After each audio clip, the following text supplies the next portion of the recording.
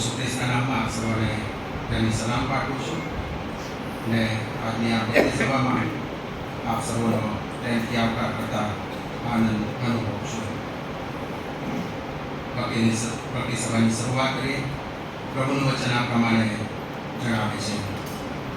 આ બીનાઓ બન્યા પછી મેં જોયું તો જુઓ, સર્વ દેશમાંથી આવેલા સર્વ કુળના લોકોના તથા ભાષાના કોઈથી ગણી શકાય નહીં એટલા માણસોની એક મોટી સભા તેઓ રાજ્યસરની આગળ તથા બલવાનની આગળ ઉભેલા હતા. તેઓએ શ્વેત જબ્બો પહેરેલો હતો અને તેઓના હાથમાં ખજૂરીની ડાળીઓ હતી. તેઓ મોટે સાથે પોકારીને કહે છે કે અમારો દેવ જે રાજ્યસન પર બેઠેલો છે તેને તથા બલવાનને તારણને માટે ધન્યવાદ બોલ્યો. સગળા દૂતો રાજ્યસરની તથા વડીલોની તથા ચારે પ્રાણીઓની આસપાસ ઉભેલા હતા. તેઓ રાજ્યસરની આગળ દંડવત પ્રણામ કરતા દેવની આરાધના કરીને કહ્યું કે આમેન. અમારા દેવને ધન્યવાદ તથા મહિમા તથા જ્ઞાન તથા આભાર સ્તુતિ તથા માન તથા પરાક્રમ તથા સામર્થ્ય સદા સર્વકાળ હો. આમેન. પ્રાર્થનામાં જોડાઈએ, આરાધનની પ્રાર્થના કરીએ. સનાતન ઈશ્વર, જે હા અને આમેન છે, જે આદિ તથા અંત, આલ્ફા તથા ઓમેગા, પ્રથમ તથા છેલ્લા, પ્રભુ ઈસુ ખ્રિસ્તમાં અમારા મુક્તિદાતા, અમારા દેવ, હજારો દૂતો, સંતો, કરુબો હંમેશા તમારી હજુરમાં ઉભા રહેતા પોકારતા કહે છે પવિત્ર પવિત્ર પવિત્ર દેવ, જે અતિ ઉચ્ચ અને ઉન્નત રાજ્યસન પર બિરાજમાન એવા પ્રભુના પાલસન આગળ અમે નમ્યા છે. ત્યારે પ્રભુ આત્માથી તથા સત્યતાથી તમારું વચન કરવા તમારી કૃપા અમને પૂરી પાડો. અમારી જાતોને ને અમારી આખી સભાને એ ગીતોનો સમય, આરાધનાનો સમય, પ્રાર્થનાનો સમય અને વચનનો સમય તમારી સાનિધ્યમાં આવવાનો, તમારો સ્પર્શ પ્રાપ્ત કરવાનો અને પ્રભુ તમને સોંપવાનો બને એવી કૃપા ચાહતા અમારી જાતોને પવિત્ર આત્મા દેવ તમારા આત્માના આચ્છાદન નીચે સોંપતા અમારી અંતરની પ્રાર્થના અમારો ઉદ્ધાર કરતા પ્રભુ ઈસુ ખ્રિસ્તને લીધે સાંભળી અમારો સ્વીકાર કરો. આમેન. આમેન. સભાની શરૂઆત કરતા ભજન સભામાંથી ગીત નંબર 19 આપણે આપણા સ્થાન પર ઉભા થઈશું અને ગીતમાં જોડાવા માંગીએ છીએ.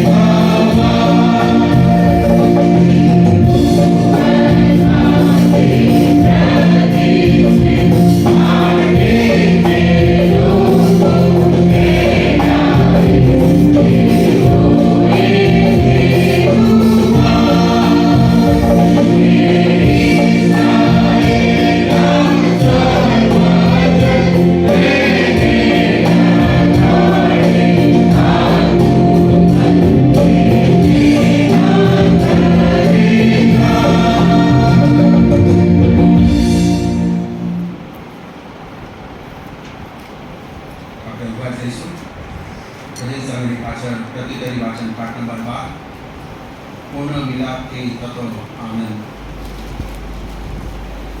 પ્રતિદિન વાચન પાઠ નંબર 12 ઉલ્લંઘન માફ થયું છે તથા જેનું પાપ ઢંકાઈ ગયું છે તેને ધન્ય છે.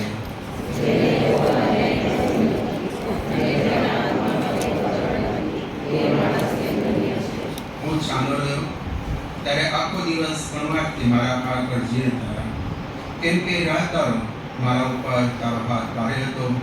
મારો રસ જાણે કે ઉનાળાની ગરમીથી સુકાઈ ગયો.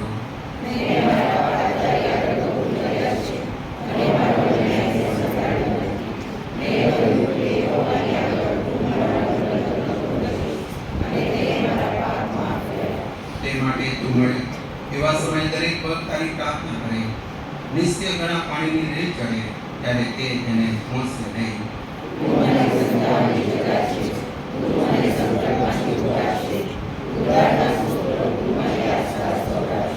કયા માર્ગે તારે ચાલવું તે હું તને શીખવીશ તથા બતાવીશ. મારી નજર તારા પર રાખીને હું તને બોધ આપીશ.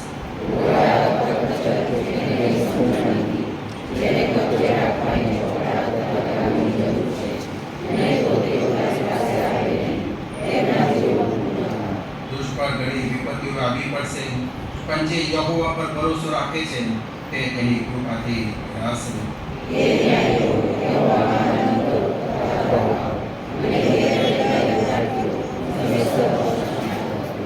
આમેન. બેસી જઈશું.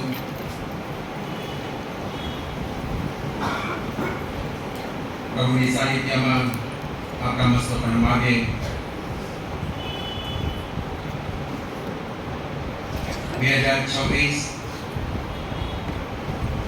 ફેબ્રુઆરી માસના છેલ્લા રવિવારે વિશ્વભરની સાર્વત્રિક મંડળી સાથે પ્રભુના ઘરમાં આભાર સ્તુતિ કરવાના માટે, પાપ કબૂલાત કરવાના માટે, મધ્યસ્થી, વિનંતી, આજીજી અને કાળાવા લાવવા માટે, સ્તુતિ આરાધના દ્વારા પ્રભુને મહિમા આપવા માટે અને વચનો દ્વારા પ્રભુમાં પુનઃ સ્થાપિત થવાના માટે પ્રભુના ઘરમાં આવ્યા છે.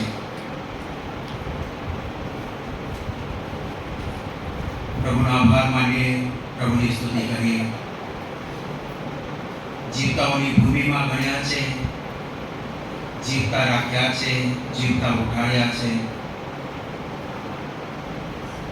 જીવન દેવનું ભજન કરવાના માટે વિશ્વાસી સમુદાયની સાથે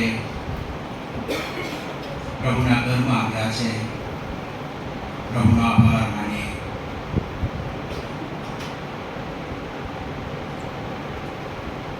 દાઉદ કહ્યું કે તું મારી સંતાવાની જગા છે, તું મને સંકટમાંથી ઉગાડશે ને ઉદ્ધારના સ્તોત્ર તમારી આસપાસ ગૌરવશે. અમારા પ્રભુ, અમારા દેવ, જેવા છે તેવા તમારી સાનિધ્યમાં અમે આવ્યા છે, કેમ કે અમારી આશા એ પ્રભુ તમે પોતે છો. અમારો વિજય તે તમારામાં છે.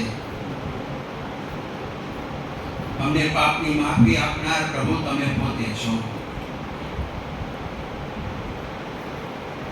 કઈ માર્ગે તારે ચાલવું તે હું તને શીખવીશ તથા બતાવીશ. હું મારી નજર તારા પર રાખીશ. આભાર માનીએ છીએ. અમારો હાથ પકડી રાખનાર, અમારા ડગલાને સ્થિર કરનાર, અમારા જીવનોને આશીષથી વેષ્ટિત કરનાર, જ્યારે જ્યારે હાથ મારી ને કબૂલાત કરી ત્યારે અમારું સાંભળનાર અમારા પ્રભુ, આભાર માનતા તમારા પ્યાસન આગળ અમે નમ્યા છે. વ્યક્તિગત રીતે, કુટુંબ તરીકે, મંડળી અને સમાજ તરીકે તમારા પ્યાસન આગળ અમે આવ્યા છે. ગઢ આ કોટવાડું તમે અમારી સાથે રહ્યા. વિવિધ ક્ષેત્રોમાં તમારી કૃપા તમે જાહેર કરી, તમે અમારી મુલાકાત લીધી. સંજોગો, પરિસ્થિતિ બધું બદલાયું, પણ કદી ના બદલાનાર પ્રભુ તમે અમારો હાથ પકડી રાખ્યો. સર્વને માટે આભાર માનતા. જીવનમાં મળેલા ઉપકારો અને આશીર્વાદોને માટે પ્રભુ આભાર માનતા. સારી તંદુરસ્તી માટે પ્રભુ આભાર માનતા. કુટુંબમાં મળેલા બાળકોરૂપી ધન માટે પ્રભુ તમારો આભાર માનતા. વ્યવસાયના સાધનોને માટે, નોકરી, ધંધા, રોજગાર આપ્યો છે, સર્વને માટે પ્રભુ આભાર માનતા. મંડળીની સંગત, વિશ્વાસી સમુદાયનો આશીર્વાદ તમે આપ્યો છે, માટે પ્રભુ આભાર માનતા.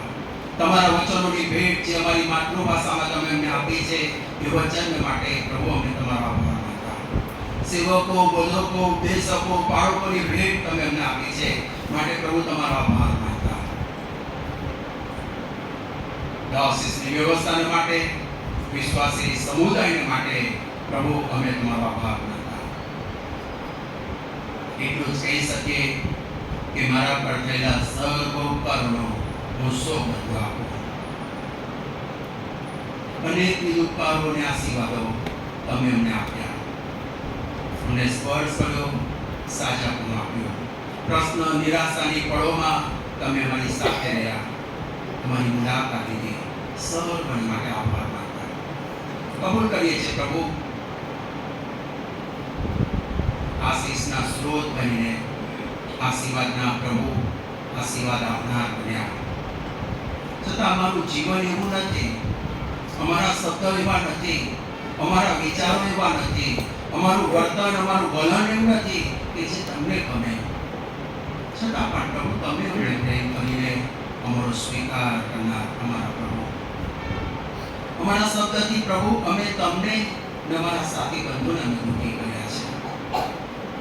અમારા વર્તનથી પ્રભુ તમે દુઃખી થયા છો અને અમારા સાથી બંધુને અમે દુઃખી કર્યા છે. અમારા વલણ, અમારા સ્વભાવ એવો નથી કે જે તમને ગમે. છતાં પણ પ્રભુ તમે અમને માફ કરો છો, અમારો સ્વીકાર કરો છો. તમારી પાસે આવ્યા છે અને માફ કરો પ્રભુ. તમારી દીકરા પ્રભુ ઈસુ ખ્રિસ્તમાં તમે અમારો સ્વીકાર કરો.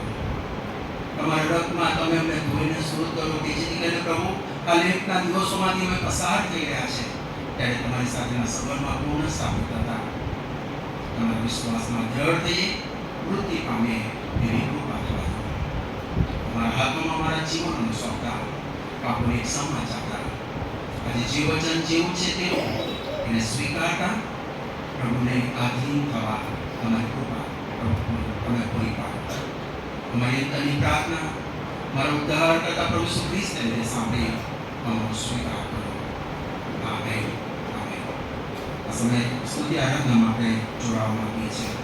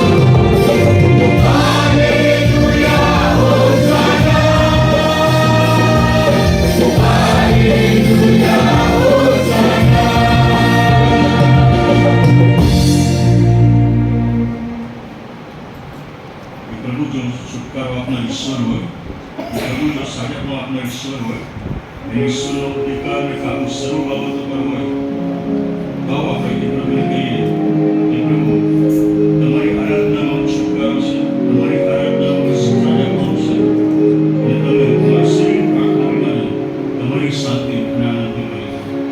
प्रार्थना करें, आराधना करें, रक्षा है कितना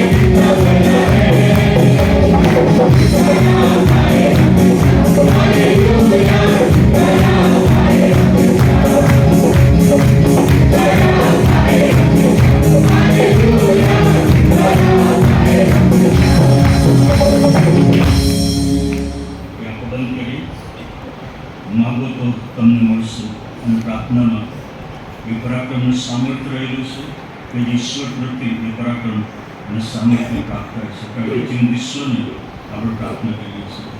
અને આ સમય છે એ પ્રભુ પર વિશ્વાસ કરતા તમારા માટે તમે પ્રભુની આગળ વિનંતી લઈ જાઓ. આભાર સ્તુતિ સહિત આપણી પ્રાર્થના પ્રભુની પાસે આવી જઈએ. પ્રભુનો આભાર માનતા તમારી વિનંતીઓ અત્યારે પ્રભુની પાસે લઈ જાઓ. સૌથી મોટી જરૂરિયાત આજે તમારી કઈ છે એ પ્રભુને તમે જણાવો. પ્રભુને કહો કે પ્રભુ અત્યારે મારી સૌથી મોટી જરૂરિયાત આ છે. અને પ્રભુ એ સાંભળી રહ્યા છે. પ્રભુ એ તમારી પ્રાર્થનાના પ્રત્યુત્તર અને ઉત્તરની માટે તૈયાર છે. કારણ કે તમે એ પ્રભુની સ્તુતિને આરાધના કરી છે. જે જીવન ઈશ્વર સંજય વચન આપ્યું છે કે માગો તો તમને મળશે. અત્યારે તમે પ્રભુની આગળ શું લઈ જવા માંગો છો? પ્રભુને કહો કે પ્રભુ મારી આ વસ્તુ છે, મારી આ વિનંતી છે, મારી આ જરૂરિયાત છે. પ્રભુજીમાં અત્યારે તમારી સ્તુતિને આરાધના કરતા જે વિનંતીઓને તમારી સમક્ષ તમે લાવ્યા છે, અમે જાણીએ છીએ કે તમે જીવંત ઈશ્વર છો. અમારું ધ્યાનથી તમે સાંભળો છો અને અમને એ પ્રાર્થનાનો ઉત્તર આપવા માટે તૈયાર છો. કારણ કે તમે વચન આપ્યું છે કે માંગો તો તમને મળશે. પ્રભુ અમે પ્રાર્થના છે કે તમારા બાળકો અત્યારે જે કંઈ તમારી સમક્ષતામાં આભાર અને સ્તુતિ સાથે માંગ્યો છે, પ્રભુ તમે તેઓને આપો. પ્રભુ એ માટે તમે સગળે માર્ગ ખુલ્લા કરો, પરિસ્થિતિ બદલી નાખો. પ્રભુ તમે ચમત્કાર થવા દો, તમે અદ્ભુત અને આશ્ચર્ય કૃત્યો તમે જીવન થવા દો. અને પ્રભુ એમની જે પ્રાર્થનાની વિનંતી તમે અને તેઓ જાણે છે એ તમે પૂરી પાડો. પ્રભુ તમે કર્યું છે તે માટે તમારો આભાર. પ્રભુ ખ્રિસ્તના નામ માંગીએ છીએ. આમેન.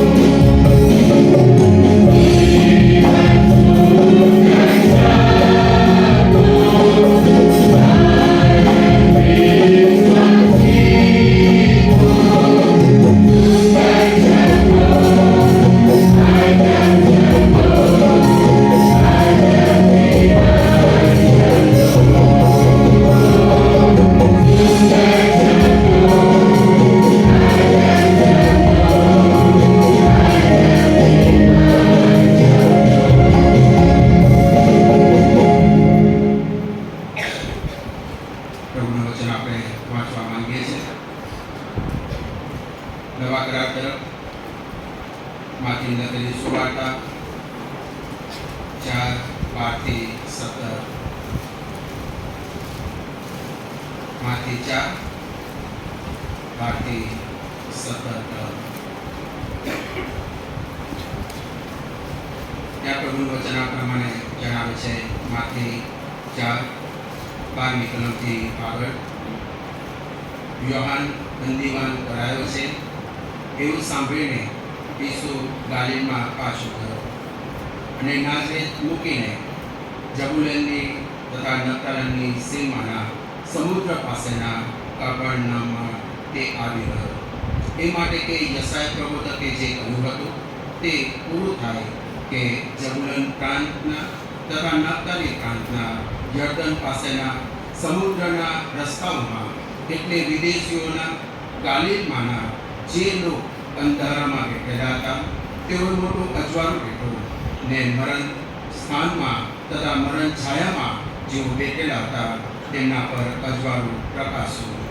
ત્યારથી ઈસુ પ્રગટ કરવા તથા કહેવા લાગ્યો કે પસ્તાવો કરો, કેમ કે આકાશનું રાજ્ય પાસે આવ્યું છે. આ પ્રભુનું પવિત્ર વચન છે. પ્રભુ તેના વાંચેલા વચન પર ખાસ તેની આશીષ આપો. આમેન. મંડળની જાહેર ખબર આ મુજબ છે. પ્રભુ ઈસુ ખ્રિસ્તના નામમાં આપ સર્વને પહેલી સલામ પાઠવું છું અને આપની આ ભક્તિ સભામાં આપ સર્વનો પ્રેમથી આવકાર કરું છું.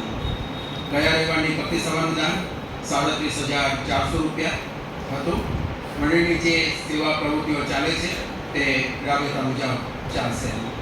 ખાસ પ્રાર્થના સાથે તેમાં જોડાશો એવી વિનંતી છે. અને સાથે સાથે લેટના દિવસોમાંથી પસાર થઈ રહ્યા છે. 40 દિવસની રાત્રે મીટિંગ ચાલી રહી છે મેથોડિસ્ટ મણિનગર ખાતે. તો પ્રાર્થના સાથે તેમાં ભાગ લો. વચનના સેવકો જેઓ વચન લાવનાર છે તેઓને માટે પ્રાર્થના કરશો.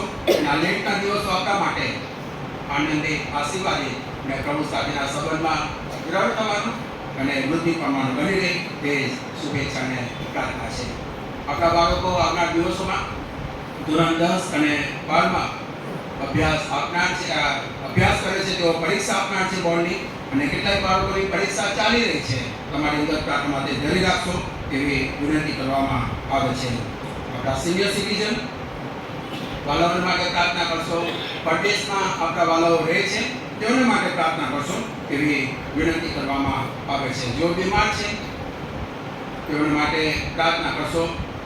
પ્રભુ તેમને સ્પર્શ કરે, સારી તંદુરસ્તી તેમના હાથમાં પ્રભુ જાહેર થવા દે.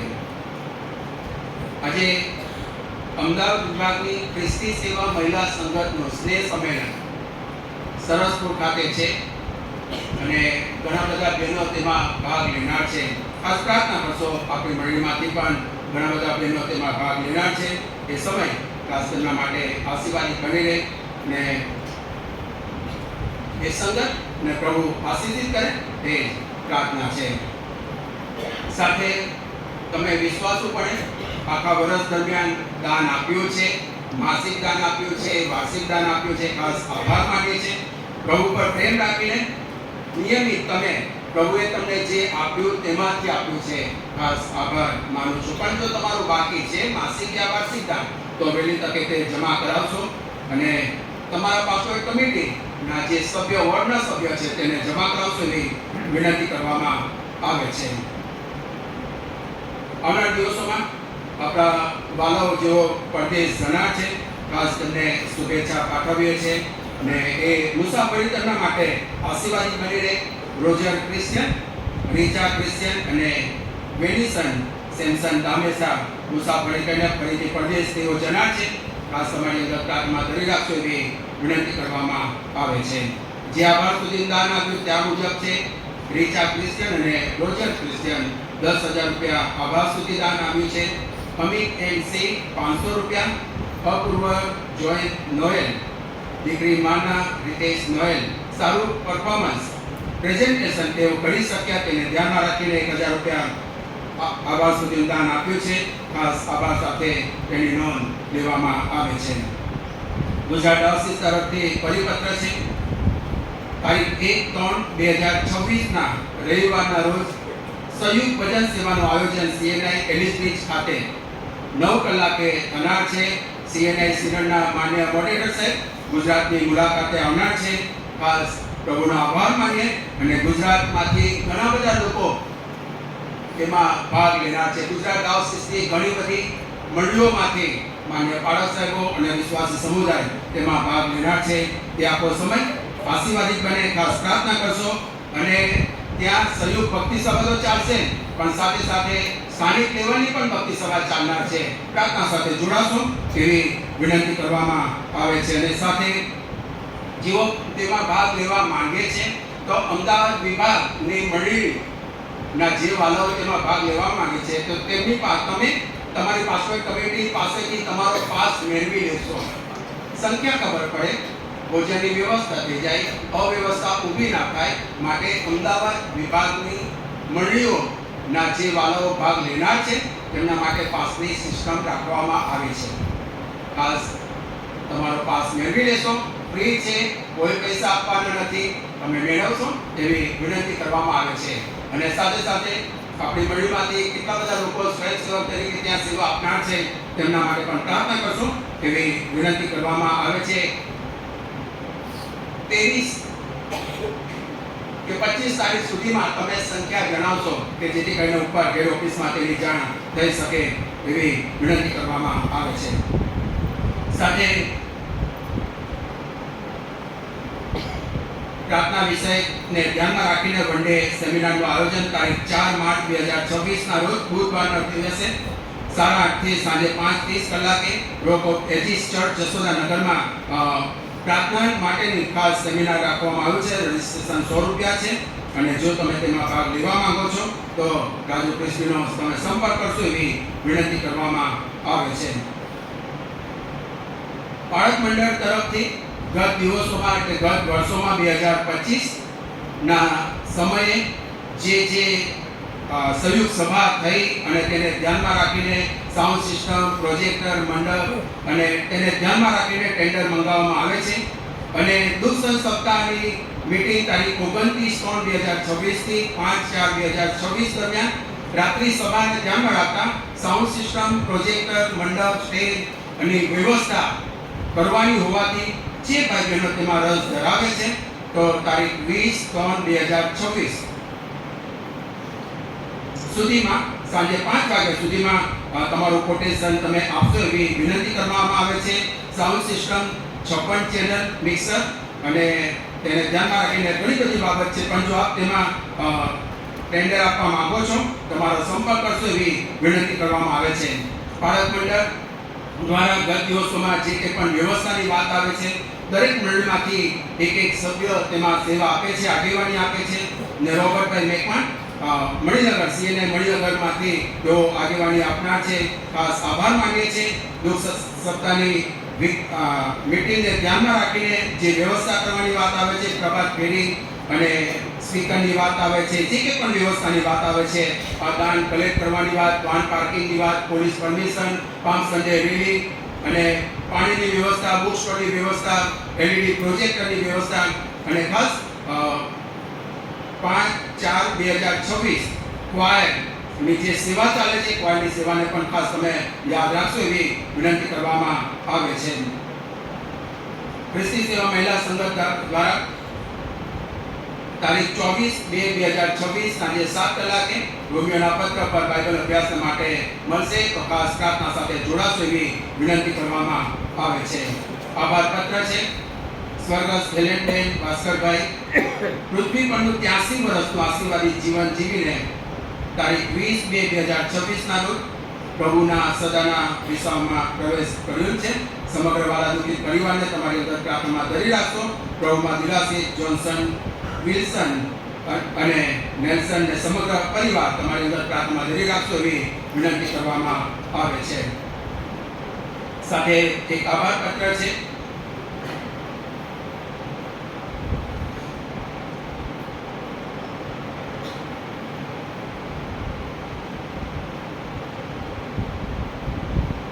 એડસેસ રમેશભાઈ ક્રિશ્ચિયન આ પૃથ્વી પરનું 48 વર્ષનું જીવન જીવીને તારીખ 20/2/2026ના રાત્રે 11 કલાકે પ્રભુના સદાના વિશ્રામમાં પ્રવેશ કર્યો છે.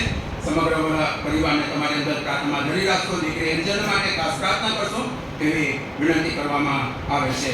ન્યૂનતમ સિક્કા ઉજવણી બાબત ખ્રિસ્તી સેવા મહિલા સંઘ દ્વારા બુધવારે એટલે તારીખ 25/3/2026ના સાંજે 7 કલાકે ન્યૂનતમ સિક્કા ની ઉજવણીના ભાગરૂપે મીટિંગ મળશે. પ્રાર્થના સાથે તેમાં સર્વ ભાગ લેશો એવી વિનંતી કરવામાં આવે છે. સાથે ઇવેન્જલિકલ નર્સિસ ફેલોશિપ ઓફ ઇન્ડિયા ને ધ્યાનમાં રાખીને આવનાર દિવસોમાં તારીખ 28/2/2026 શનિવારે સમય 10 થી 4 કલાક સીએનએ ચર્ચ મણિનગર ચર્ચ હોલમાં સેમિનાર થનાર છે. રજિસ્ટ્રેશન ₹50 રાખવામાં આવ્યું છે અને રજિસ્ટ્રેશન માટેની છેલ્લી તારીખ 26/2/2026 રહેશે અને એલિઝાબેથ મેકવાનનો તમે સંપર્ક કરશો એવી વિનંતી કરવામાં આવે છે. ચૂંટણી પ્રક્રિયા ગયા રવિવારથી શરૂ થઈ છે અને ગયા રવિવારે આપણી પ્રાથમિક મતદાર યાદી મૂકવામાં આવી અને ઘણા બધા એમાં સુધારા થયા અને આજે નોટિસ બોર્ડ પર આખરી મતદાર યાદી મૂકવામાં આવી છે. પ્રભુનો આભાર માનીએ. 2026-27 માટે 10 ઉમેદવાર માટેની આ ચૂંટણી થઈ રહી છે. પ્રભુનો આભાર માનીએ, પ્રભુની સ્તુતિ કરીએ છીએ અને આખરી મતદાર યાદી મૂકવામાં આવી છે. આજથી ઉમેદવારી ફોર્મ ભરવાની શરૂઆત થશે. ભક્તિ સભા છૂટ્યાથી 1 કલાક અને ત્યાર પછી આવતીકાલથી સવારે 10:30 થી 12 અને સાંજે 7 થી 8 એ સમય રહેશે. તો પ્રાર્થના સાથે પ્રભુ તમને પ્રેરણા કરે છે, મંડળીની સેવામાં વપરાવું છે. પ્રાર્થના સાથે આવો, ભાગ લો, સાથે મળીને મંડળી પ્રભુની મંડળીમાં સાથે મળીને સેવા કરી અને પ્રભુને મહિમા આપે. ઉમેદવારી ફોર્મ જેવો લઈ જાય તેઓએ સિગ્નેચર સહી ઉમેદવાર કરનાર, દરખાસ્ત કરનાર અને ટેકો આપનાર સ્થાનિક મંડળના પ્રેસિડેન્ટ ઇન્ચાર્જની સમક્ષ સહી કરવાની રહેશે. ઇન્કમ પ્રૂફ રજૂ કરવાનું રહેશે. તો ખાસ એ બાબત ધ્યાન આપશો એવી વિનંતી કરવામાં આવે છે. તારીખ 25/2/2026 સાંજે ઉમેદવારી ફોર્મની પ્રાથમિક ચકાસણી સાંજે 8 વાગે કરવામાં આવશે અને ત્યાર પછીનો જે સમય રહેશે 26/2/2026 થી 28/2/2026 નો સમય રાબેતા મુજબ રહેશે. 10:30 થી 12 અને સાંજે 7 થી 8 ઉમેદવારી ફોર્મ પરત ખેંચવાનો સમય રહેશે. તે બાબત પર ધ્યાન આપશો ને 1/3/2026 ઉમેદવારની જાહેરાત કરવામાં આવશે ને 8/3/2026 ચૂંટણી સભા, ભક્તિ સભા છૂટ્યા પછી ચૂંટણી સભાનો સમય રહેશે. ખાસ આખી પ્રક્રિયાના માટે પ્રાર્થના કરશો એવી વિનંતી કરવામાં આવે છે. પ્રભુના હાથમાં આખી આ પ્રક્રિયાને સોંપીએ, આશીર્વાદિત બને અને સાથે મળીને પ્રભુની મંડળી માટે સાથે મળીને વપરાઈએ, ઉપયોગી બનીએ ને મંડળી પ્રભુમાં આશીર્વાદ પ્રાપ્ત કરે એ શુભેચ્છાને પ્રાર્થના છે. આ સમય બસની વ્યવસ્થા કરવામાં આવી છે. તમારા નામ નોંધાવશો. પરંતુ જો તમારી પાસે ગાડી છે, 2 વ્હીલર છે યા 4 વ્હીલર છે, તો તમે તેનો ઉપયોગ કરશો એવી વિનંતી છે. અને નથી તો મંડળીમાંથી વ્યવસ્થા કરવામાં આવી છે. તમારા નામ વહેલી તકે આપશો એવી વિનંતી કરવામાં આવે છે. 25 તારીખ સુધીમાં નામ આપવા વિનંતી છે. મધ્યસ્થની પ્રાર્થના જોડાઈ પ્રાર્થના કરીએ.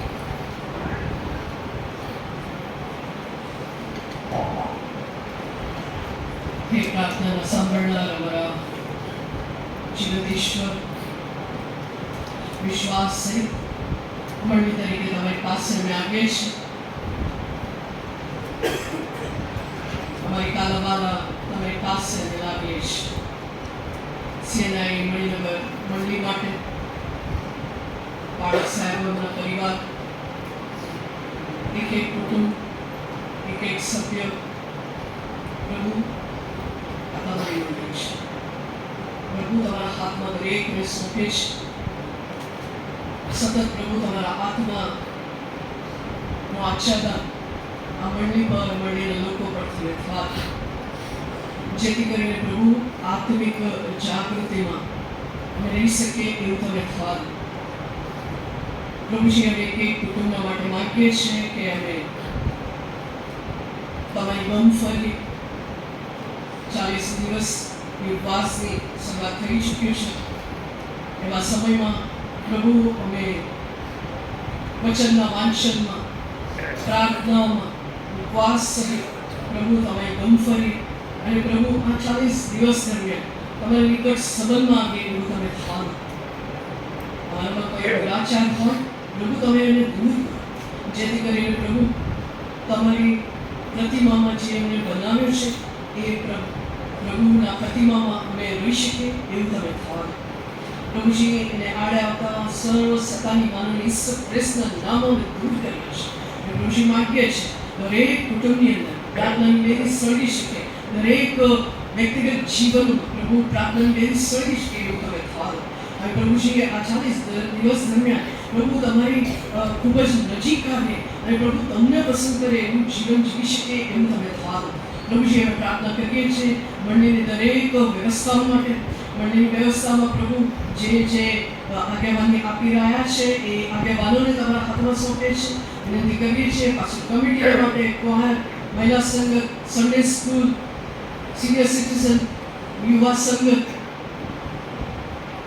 અને દરેક અંગોની અંદર જે આગેવાની આપી રહ્યા છે આગેવાનોને પ્રભુ તમે તમારા આત્માથી પ્રસિદ્ધ કરો, જેથી કરીને પ્રભુ તમને ગમે એવું એ આગેવાની હોઈ શકે એવું તમે થાઓ. આત્મિક રીતે વૃદ્ધિ પ્રમાણના હોઈ શકે એવું તમે થાઓ. પ્રભુજી અમે પ્રાર્થના કરીએ છીએ ખાસ કરીને અમારા કુટુંબોની અંદર જે બાળકો, જે વડીલો પરદેશ રહે છે, પ્રભુ અમારાથી દૂર હોઈ શકે પણ પ્રભુ કદી તમારાથી દૂર ના જાય એવું તમે થાઓ. અને પ્રભુ તમે એની સંભાળ રાખો, તમારી નિકટ સંબંધમાં હોય એવું તમે થાઓ. અને પ્રભુ જે જરૂરિયાત એમની હોય, આત્મિક જરૂરિયાત હોઈ શકે, સંગતની જરૂરિયાત હોઈ શકે, એ પ્રભુ તમે પૂરું પાડનાર બની રહો એવું મારી પ્રાર્થના છે. પ્રભુજી પ્રાર્થના કરીએ છીએ જે વાલાઓની મુલાકાતે આવ્યા અને પ્રભુ કુટુંબ સાથેની સંગત માણ્યા અને પરદેશ પાછા જવાના છે, ત્યારે પ્રભુ તમે એને તૈયાર કરો, સહી સલામત જઈને ધારેલા જગ્યાએ પહોંચી શકે એવું પ્રભુ થવા દો. પ્રાર્થના કરીએ છીએ પ્રભુજી ખાસ મારા બાળકો જે 10-12 ની પરીક્ષા આપી રહ્યા છે, તમારા જ્ઞાન, બુદ્ધિ, ડાપણ તેમને વિકસિત કરો, યાદ શક્તિ આપો. એના પેરેન્ટ્સ માટે માંગીએ છીએ પ્રભુ તમે એનો સ્ટ્રેસ દૂર કરો અને પ્રભુજી મારા બાળકો ઉચ્ચ સ્થાને રહી શકે એવું તમે થાઓ, સફળતાપૂર્વક પરીક્ષા પૂરી કરી શકે એવું તમે થાઓ. પ્રભુજી અમે પ્રાર્થના કરીએ છીએ જે બાળાઓ માંગીને વિચારના છે અને તમારી પાસે લાવીએ છીએ. જેને બેન માટે પ્રાર્થના કરીએ છીએ તમારા હાથના સ્પર્શથી સારા પડતોને આપીને પ્રાર્થના છે. એ જ રીતે પ્રભુ ત્યાં અનેક ઘણા લોકો છે જે માંગીના વિચારના હોઈ શકે, પ્રભુ તમે તમારા ગાયન પિંડાને હાથનો સ્પર્શ કરો, સાજાપણું આપો એવી પ્રાર્થના છે. પ્રભુ અમે પ્રાર્થના કરીએ છીએ વાલાઓના ઘરમાં જે મરણ પ્રવેશ કર્યું છે, દુઃખી છે, ત્યારે પ્રભુ એ દુઃખને દૂર કરનાર ઈશ્વર તમે છો, દિલાસો આપનાર ઈશ્વર તમે છો. તમારી હાજરી વડે એ દિલાસો અમારો એ મારી પ્રાર્થના છે. તમારા વચન વડે પ્રભુ તમે દિલાસો આપો એ મારી પ્રાર્થના છે. પ્રભુજી અમે પ્રાર્થના કરીએ છીએ અમારા કુટુંબોની અંદર જે પ્રસંગો આવે એ સર્વ પ્રસંગોમાં પ્રભુ તમે હાજર મદદ કરો એ મારી પ્રાર્થના છે. પ્રભુજી અમે પ્રાર્થના કરીએ છીએ ખાસ કરીને અમારી મંડળીમાં જે ઇલેક્શન પ્રોસેસ ચાલી રહી છે, ચૂંટણીની જે કાર્ય ચાલી રહી છે, સીએનઆઈ ગુજરાત ડાયસિસની દરેક મંડળીમાં આ પ્રક્રિયા ચાલી રહી છે, ત્યારે પ્રભુ યોગ્ય આગેવાનો અમને પૂરું પાડો. મંડળીની અંદર પ્રભુ યોગ્ય આગેવાનો આવે, એમના આગેવાની દ્વારા મંડળી આત્મિક રીતે વૃદ્ધિ પામે. પ્રભુજી જે તમને પસંદ હોય એવા વ્યક્તિઓ પ્રભુ આગેવાની લઈ શકે એવું તમે થાઓ. પ્રભુજી અમે પ્રાર્થના કરીએ છીએ ખાસ કરીને આવતા રવિવારે 1 તારીખ જ્યારે સીએનઆઈ સિનડના મોડરેટરની મુલાકાત છે ગુજરાત ડાયસિસમાં, પ્રભુ અમે માંગીએ છીએ એમને સહી સલામત મળે. અને પ્રભુજી જે લોકો આખા ગુજરાતમાંથી આવનાર છે એમની મુસાફરીને આશીર્વાદિત કરો અને પ્રભુ એ સહી સલામત આવે, સાથે મળીને પ્રભુ ભક્તિ કરીએ, સંગત માણીએ, આશીર્વાદ પામીએ, આશીર્વાદ બીજાઓને આપનાર બનીએ એવું તમે થાઓ. એના માટે જોતા નાણાકીય વ્યવસ્થાઓ તમે પૂરું પાડો, જે ફિઝિકલ અરેન્જમેન્ટ્સ છે એને તમે આશીર્વાદિત કરો અને પ્રભુ ઉત્સાહથી ભાગ લઈએ, આશીર્વાદ પામીએ એવું તમે થાઓ. પ્રભુજી અમે પ્રાર્થના કરીએ છીએ ખાસ કરીને 1 તારીખ માટેની જે ક્વાયરની પ્રેક્ટિસ છે એને પણ તમે આશીર્વાદિત કરો. પ્રભુ આ 40 દિવસ દરમિયાન જે સભાઓ ચાલી રહી છે એ સભાઓની અંદર ભાગ લઈએ, અમારે નિકટ સંબંધમાં આવીએ એવું તમે થવા. જે વક્તાઓ વચન આપે છે એ વચન પ્રભુ તમારા પરાક્રમમાં લાવી શકે એવું તમે થવા. પ્રભુજી અમે પ્રાર્થના કરીએ છીએ જે જગ્યાએ વિવિધ પ્રકારની આત્મિક જાગૃતિની સભાઓ ચાલી રહી છે એને તમે આશીર્વાદ આપો. પ્રભુ અમે પ્રાર્થના કરીએ છીએ અને વિશ્વને શાંતિ માટે અને પ્રભુ જ્યાં કોલાહલ છે ત્યાં શાંતિ પ્રવર્તે. પ્રભુજી અમે પ્રાર્થના કરીએ છીએ જ્યાં તમારી ઓળખ હજુ પ્રાપ્ત કર્યા નથી એવા અંતરિયાળ વિસ્તારોમાં પણ પ્રભુ તમને અંગતકારના તરીકે સ્વીકારી શકે, તમને ઓળખી શકે એવું તમે થાઓ. મિશન કાર્યને પ્રભુ તમે આશીર્વાદિત કરો. મિશનરી જ્યાં કાર્ય કરી રહ્યા છે પ્રભુ ઘણી બધી જગ્યાએ સતાવણી છે, પણ પ્રભુ અમે પ્રાર્થના કરીએ છીએ અને વિશ્વાસને દૃઢ અને મજબૂત કરો. અમે પ્રાર્થના કરીએ છીએ મિશનરી કાર્ય દ્વારા તમારું નામ દરેક જગ્યા પહોંચી શકે એવું તમે થાઓ. પ્રભુ અમે અમારા વ્યક્તિગત જીવનને તમારી પાસે લાવીએ છીએ. આ 40 દિવસ દરમિયાન વ્યક્તિગત જીવનોની અંદર પરિવર્તન આવી શકે એવું તમે થાઓ. તમારા જેવા અમે બની એવું તમે થાઓ. ઘણી બધી બાબતો અમારા અંગત જીવનમાં છે, કોઈ નથી જાણતું, તમે જાણો છો. પ્રભુ અમારી પ્રાર્થના એ જ છે કે દરેક વ્યક્તિ જે બોલાયા હો, કોણ બનાયા હો, તમે જાણો છો, અંતર્યામી દેવ છો. સર્વ પ્રભુ તમે પ્રત્યુત્તર રૂપે આશીર્વાદ અને આપને પ્રાર્થના છે. પ્રભુ તમારા વચન સાંભળવા જઈ રહ્યા છે ત્યારે જે ભટકતા વિચારો છે એને દૂર કરી હવે તમારા વચન ખુલ્લા મન ખુલ્લા હૃદયથી એને સાંભળી શકે એવું તમે થાઓ. વિનંતીઓ તમે આગળ લાવ્યા છે, તમે સાંભળ્યું છે અને પ્રત્યુત્તર આપી છે. વિશ્વાસ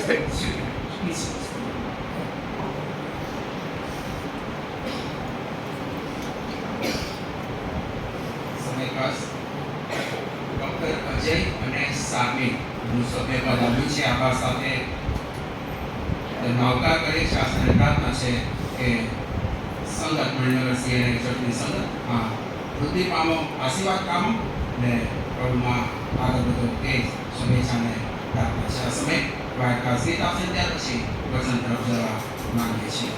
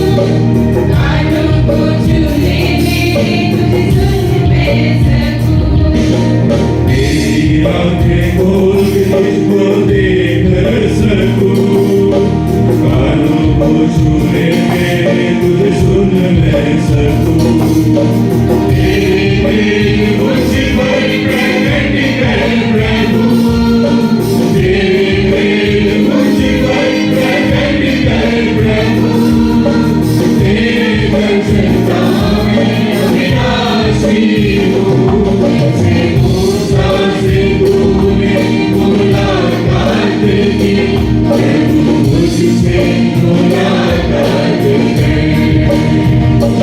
ऐसे शमूएल से तूने बात की, प्रभु मुझसे बात कर, मुझसे बात कर, मुझसे बात कर, मुझसे बात कर, तेरा दास सुनता है।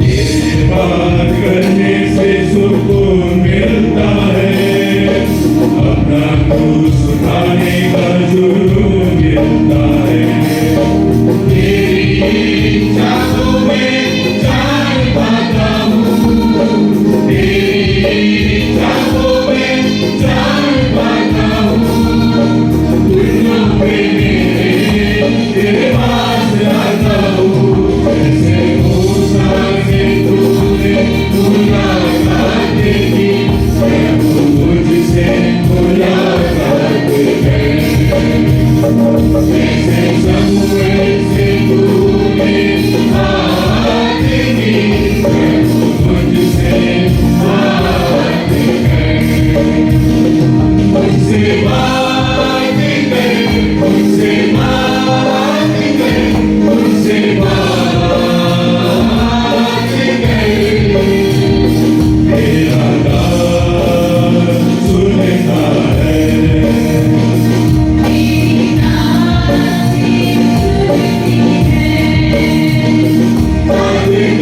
बात कर, खुदा मत बात कर, बात कर, बात कर, खुदा मत बात कर, बात कर,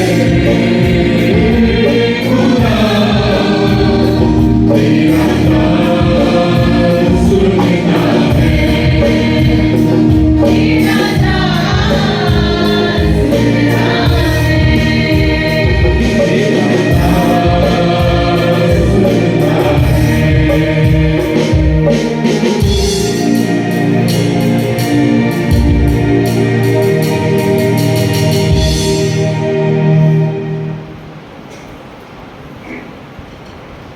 પ્રાર્થના કરી. પ્રભુજી જે પ્રમાણે તમે અત્યારે ગીત સાંભળ્યા પ્રમાણે તમે અમારી સાથે વાત કરો, વ્યવહાર કરો. તમારું વચન એ સદા જીવન છે અને સદાકાળ જીવંત રહેવાનું છે, કે જે પરાક્રમ અને સામર્થ્ય ભરપૂર છે. ત્યાં પ્રભુએ તમારા વચન તમે અમારા માટે ખુલ્લું કરો, આશીર્વાદિત કરો, અમારી સાથે અમારી વ્યક્તિગત જરૂરિયાતો પ્રમાણે તમે વાત કરો. પ્રભુ ઈસુ ખ્રિસ્તના નામમાં માંગીએ છીએ. આમેન. 40 દિવસની શરૂઆત એ બુધવારથી થઈ, જેને આપણે એશ વેનસડે અથવા તો રાતનો બુધવાર એ તરીકે ઓળખીએ છીએ. અને આજે 5મો દિવસ. 40 દિવસો પ્રભુએ આપણને આપ્યા છે. એશ વેનસડે રાતના બુધવારથી ઈસ્ટર સુધી 40થી વધારે દિવસો થાય, પણ વચ્ચે જે રિવર આવે એને ગણવામાં આવતા નથી. એના માટે જે ખુલાસો આપવામાં આવે છે એ છે કે પ્રભુ ઈસુ ખ્રિસ્તે 40 દિવસ ઉપવાસ કર્યા, પરંતુ પ્રભુ ઈસુ ખ્રિસ્તનું પુનરુત્થાન થયા પછી અઠવાડિયાના પહેલા દિવસે ઈશ્વરનું ભજન કરવા માટે મળતા હતા. એટલે એ જે દિવસ છે એ દિવસ આનંદનો દિવસ છે. અને પ્રભુ ઈસુ ખ્રિસ્ત જે ઉપવાસ કર્યા એ એમના પુનરુત્થાન પહેલા 40 દિવસના હતા. અને એટલા માટે એ રવિવાર એમાં ગણવામાં ન આવે. પરંતુ આ જે 40 દિવસ છે એમાં સૌથી મહત્વનો જે વિષય હોય એ પસ્તાવો કરવો. એક ચર્ચનો બહુ મોટો મિનારો હતો અને મિનારાને કલર કરવા માટે એક પેઇન્ટરને બોલાવવામાં આવ્યો. એણે માથડો બાંધ્યો, એને ઉપર ચડ્યો અને પછી એની પાસે જે પેઇન્ટ હતો એમાં પાણી વધારે નાખ્યું અને પછી પેઇન્ટ કરતો હતો. એટલામાં મોટું વાવાઝોડું આવ્યું, માથડો તૂટી ગયો અને એ પેઇન્ટર નીચે પડ્યો. પણ બહુ ખાસ કંઈ વાગ્યું નહીં. એટલે પછી ઉપર જોઈને એણે પ્રભુનો આભાર માન્યો. પ્રભુ, તમે આટલે ઊંચેથી પડ્યો છતાં પણ તમે મને જીવંત રાખ્યો, એ માટે તમારો આભાર. અને પછી એને એક અવાજ સંભળાય છે અને એ અવાજ જ્યારે સંભળાયો ત્યારે એને એવું લાગ્યું કે એ અવાજ એને એમ કહે છે કે રિપેન્ટ એન્ડ થિંક નો મોર. એટલે કે એ જે અવાજ એણે જે સાંભળ્યો અને એ કહે છે કે આ અવાજ મને આવો સંભળાયો કે રિપેન્ટ ફરીથી તું પેન્ટ કર એન્ડ થિંક નો મોર. એટલે કે એ પેન્ટ પાથરો તું ના રાખીશ. પણ વાસ્તવિકતામાં એને જે અવાજ સંભળાયો હતો એ હતો કે રિપેન્ટ એન્ડ સિન નો મોર. અને આ 40 દિવસોની અંદર પ્રભુ ઈસુ ખ્રિસ્તે એમની સેવાની શરૂઆતથી જે સંદેશ આપ્યો એ જ સંદેશો આ લેન્ટના સિઝનને માટે છે કે આપણે પ્રભુની તરફ પાછા ફરીએ, પસ્તાવો કરીએ. કે પ્રભુ એ ઈચ્છે છે કે સૌથી પ્રથમ આદમ અને હવાની સાથે બગીચામાં જે બન્યું એ બગીચામાંથી આપણે પાછા ગેથસેમનીના બગીચામાં આવીએ કે જ્યાં પ્રભુ ઈસુ ખ્રિસ્તની ધરપકડ થાય એ પહેલાં એમણે પિતાની સાથે સમય વિતાવ્યો. એ પિતાની સાથે સમય વિતાવતા એમણે સમગ્ર જગતને માટે પ્રાર્થના કરી હશે, પોતાને માટે પ્રાર્થના કરી હશે.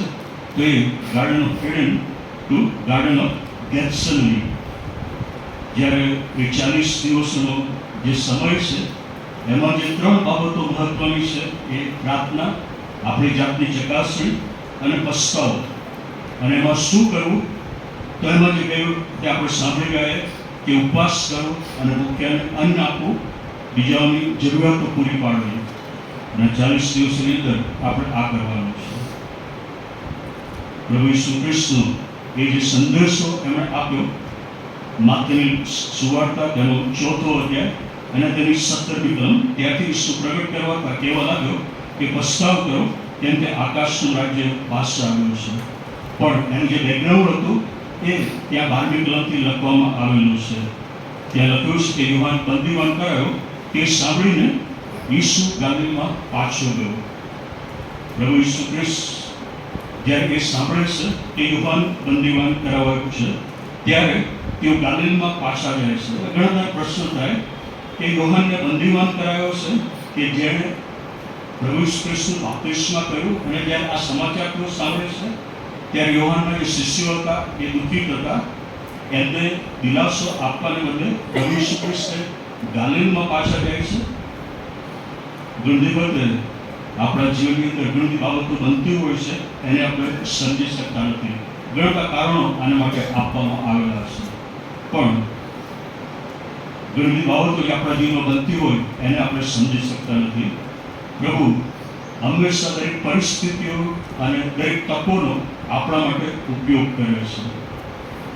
યુહાનને બંદીવાન કરવામાં આવ્યો.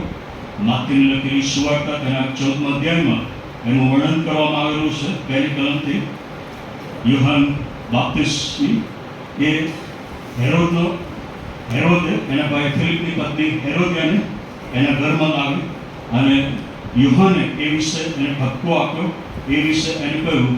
ત્યારે હેરોદ લોકોના ડરને કારણે યુહાનનો ધરપકડ કરી શકતો નહોતો, પરંતુ એણે છેવટે એને પકડીને કેદખાનામાં નાખ્યો. પણ પછી જે ઘટના ત્યાં બને છે કે હેરોદિયાની દીકરી એ હેરોદને ખુશ કરે છે અને એ હેરોદ એને કહે છે તું માગે એ તને આપવામાં આવશે. અને પછી એ એની માની સાથે કન્સલ્ટ કરે છે કે હું શું માગું. અને માં એને આ સલાહ આપે છે કે તું યુહાન બાપ્તિસ્મનું માથું માગ. આજની આપણી જે માતાઓ છે એમના માટે આ ચેતવણી છે કે કેવી સલાહ આપણે દીકરીઓને આપણે આપીએ છીએ, આપણા બાળકોને આપીએ છીએ.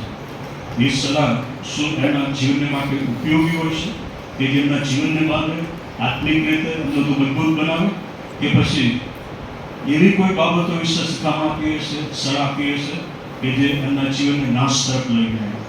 અહીંયા એ દીકરી હવે યોહાન બાપ્તિસ્તનું માથું માંગે છે અને પછી રાજા દિલગીર થાય છે. વચન આપ્યું હતું એના કારણે એ માણસોને મોકલે છે અને યોહાનનું માથું કેદખાનામાં કાપવામાં આવે છે અને પછી કથરોટમાં એનું માથું લાવીને એ દીકરીને આપવામાં આવે છે. યોહાન ક્યારે બંદીવાન કરાયો એ અહીંયા લખવામાં આવેલું નથી, પણ આખું વર્ણન એનું માથું કાપવામાં આવ્યું, એને મારી નાખવામાં આવ્યું, એનું વર્ણન અહીંયા કરવામાં આવેલું છે. Herod Raja, Herod the great તરીકે ઓળખવામાં આવે છે. એ રાજા કે જ્યારે પ્રભુ શ્રી કૃષ્ણના જન્મ પછી બાળકોને મારી નાખ્યા હતા. પણ આ જે હતો એ હેરોદ રાજાનો પુત્ર એન્ટિપાસ હતો કે જેણે યોહાનને બંદીખાનામાં નાખ્યો હતો. હવે આ બંને હેરોદની પરિસ્થિતિ તમે જુઓ કે શું થયું એ પછી. હેરોદ ધ ગ્રેટ કે જેણે બાળકોને મારી નાખ્યા, એની ચિંતા હતી કે આ બીજો કયો રાજા પેદા થયો કે જે મારું રાજ્ય લઈ લેશે. એ હેરોદ રાજાની છેલ્લી જે પરિસ્થિતિ હતી, દુઃખભરી પરિસ્થિતિ હતી. કિડની ફેલ એની થઈ હતી, ચામડીનો રોગ એને થયો હતો અને બહુ જ ખરાબ અવસ્થામાં એ મરણ પામ્યો. આજે એન્ટિપાસ કે જેણે યોહાનને બંદીવાન કર્યો હતો, એની સાથે પણ દગો કરવામાં આવ્યો અને એને પણ જેલમાં પૂરવામાં આવ્યો અને ગ્રહણ કહેશે કે એનું ખૂન કરવામાં આવ્યું. ગ્રહણ કહેશે એ બહુ દુઃખદ પરિસ્થિતિની અંદર મરણ પામ્યો. જ્યારે ઈશ્વરની યોજનાની વિરુદ્ધ આપણે જઈએ છીએ ત્યારે કેવી પરિસ્થિતિ પેદા થાય છે. અહીંયા જ્યારે ઈસુ સાંભળે છે કે યોહાન બંદીવાન કરાયો છે ત્યારે એ ગાલિલમાં પાછો જાય છે. જો તમે અહીંયા જ એ બાબતને જોશો તો ત્યાં એ લખેલું છે કે 3 અધ્યાય અને 13મી કલમ, ત્યારે ઈસુ યોહાનથી બાપ્તિસ્મા સ્વારું ગાલિલથી યર્દન નદીએ તેની પાસે આવ્યો. બાપ્તિસ્મા પામવા સારું ગાલિલથી યર્દન નદીએ તેની પાસે આવ્યો. એટલે આ જે સ્થળ હતું કાપરનાહુમ પ્રભુ ખ્રિસ્ત જાય છે કે જેને પોતાનું બેઝ બનાવ્યો છે, હેડ ઓફિસ પ્રભુ ખ્રિસ્ત બનાવ્યો છે. અહીંયા જ્યારે હવે પ્રભુ ખ્રિસ્ત ગાલિલમાં પાછા જાય છે ત્યારે માથથી સુવાર્તિક એ નોંધ કરે છે જે પ્રભુ ખ્રિસ્ત વિશે યશાયા પ્રવચક અને તેના 9મા અધ્યાયમાં લખવામાં આવ્યું હતું. યશાયા પ્રવચક 9મો અધ્યાયમાં એ બાબત લખે છે કે એ જે દેશ હતો એને અંધકારમય કરી નાખવામાં આવ્યો હતો. ત્યાં પહેલી કલમથી બીજી કલમમાં એ લખે છે, પરંતુ જે ભૂલ પર સંકટ પડ્યું હતું તેમાં અંધારું રહેશે નહીં. પ્રથમ ત્યારે જબૂલૂન નફ્તાલીના પ્રદેશને તિરસ્કાર પાત્ર કરી નાખ્યો હતો, પણ છેવટે તેને એટલે સમુદ્ર તરફના રસ્તા પર યર્દનને પેલી પાર વિદેશીઓ જે પ્રાંત છે તેને તેણે પ્રતિષ્ઠિત કર્યો છે. અંધકારમાં ચાલનાર લોકે મહાન પ્રકાશ જોયો છે, મરણશાહી દેશમાં વસનાર પર અજવાળો પ્રકાશ જોયો છે. એટલે કે આ જે પ્રદેશ હતો એને વિદેશીઓ પ્રાંત એ તરીકે ઓળખવામાં આવે છે. અને એ જ બાબત અહીંયા લખવામાં આવેલી છે કે પ્રભુ ઈસુ ખ્રિસ્ત હવે ગાલિલમાં પાછા જાય છે. એ ગાલિલ કે જે પ્રદેશ એ અલગ અલગ લોકોથી ભરેલો પ્રદેશ હતો, વેપારથી સમૃદ્ધ પ્રદેશ હતો, પરંતુ જે અહીંયા લખવામાં આવ્યું છે એ પ્રમાણે એ અંધકારથી ભરેલો પ્રદેશ હતો. જે રીતે માથી એ જ વર્ણન યશાયા પ્રવચક 9મા અધ્યાયમાં કરે છે, એના વિશે એ કરે છે. અને 15મી કલમના છેલ્લા ભાગમાં કહે છે એટલે વિદેશીઓના ગાલિલમાંના. એનો અર્થ એ થયો કે ઇસરાયેલી લોકો હતા, પરંતુ ત્યાં બહુ મોટી સંખ્યામાં એવા લોકો પણ હતા કે જે જીવંત ઈશ્વરનું ભજન કરતા નહોતા. અને જે પ્રમાણે લખવામાં આવ્યું છે એ પ્રમાણે બધા જ બાઇબલના શિક્ષકો એ કહે છે કે અંધકારથી ભરેલો દેશ કે જ્યાં બધી જ બાબતો ઈશ્વરના નિયમોની વિરુદ્ધમાં થતી હતી, અને એ પ્રદેશને પ્રભુ ખ્રિસ્ત પસંદ કરે છે, ગાલિલમાં પાછા જાય છે અને પોતાની સેવાની શરૂઆત કરતા 17મી કલમમાં લખેલું છે એ તેઓ કહે છે એમની સેવાની શરૂઆતના આ પ્રથમ શબ્દો હતા. આગળ જો તમે જોશો 4થો અધ્યાય અને 1 થી 8 કલમો, 1 થી 10 કલમો કે જ્યાં પ્રભુ ખ્રિસ્ત વાતચીત કરે છે શૈતાનની સાથે અને કહે છે કે આ રીતે લખવામાં આવેલું છે. એટલે એ વાતચીત હતી, પરંતુ એમનો જે સંદેશો હતો, પહેલા જે શબ્દો એમના સંદેશાના હતા એ આ છે કે પસ્તાવ કરો, કેમ કે આકાશનું રાજ્ય પાસે આવ્યું છે. હવે પહેલી બાબત જે આપણે શીખીએ છીએ એ છે કે દુનિયાનો શૂન્યાવકાશ એ ઈશ્વરને માટે ભરપૂરથી કાર્ય કરવા માટેની તક છે. જ્યારે યુવાનને બંદીવાસ કરવામાં આવ્યો ત્યારે એના શિષ્ય દુઃખી થઈ ગયા અને એમણે વિચાર્યું કે હવે આ સેવાનો અંત આવી ગયો છે.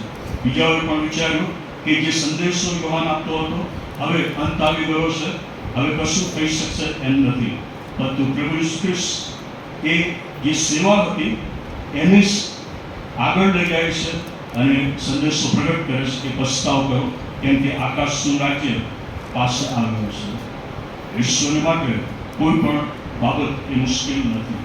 ઈશ્વર એ શૂન્યાવકાશમાં પણ કાર્ય કરી શકે છે અને ભરપૂરથી ઈશ્વર કાર્ય કરે છે. પ્રભુ ઈસુ ખ્રિસ્તે એ યુહાનના કાર્યને હાથમાં લઈ લીધો અને એને આગળ ધપાવ્યું અને એના માટે જ તેઓ આવ્યા હતા કે માણસ અને ઈશ્વર સાથેનો જે સંબંધ છે એ ફરીથી વ્યવસ્થિત થાય અને એ સંદેશો તેઓ લોકોની પાસે લઈ ગયા કે પસ્તાવ કરો અને આકાશનું રાજ્ય એ પાસે આવ્યું છે. એવા સંજોગોની પરિસ્થિતિમાં તમે આવો કે જ્યારે તમને શૂન્યાવકાશ લાગે, તમે નિરાશાથી ભરપૂર થઈ જાઓ, બીક લાગે કે હવે શું થશે, આગળ કેવી રીતે વધીશું, પણ ઈશ્વરની પાસે તમારા માટે યોજનાઓ છે.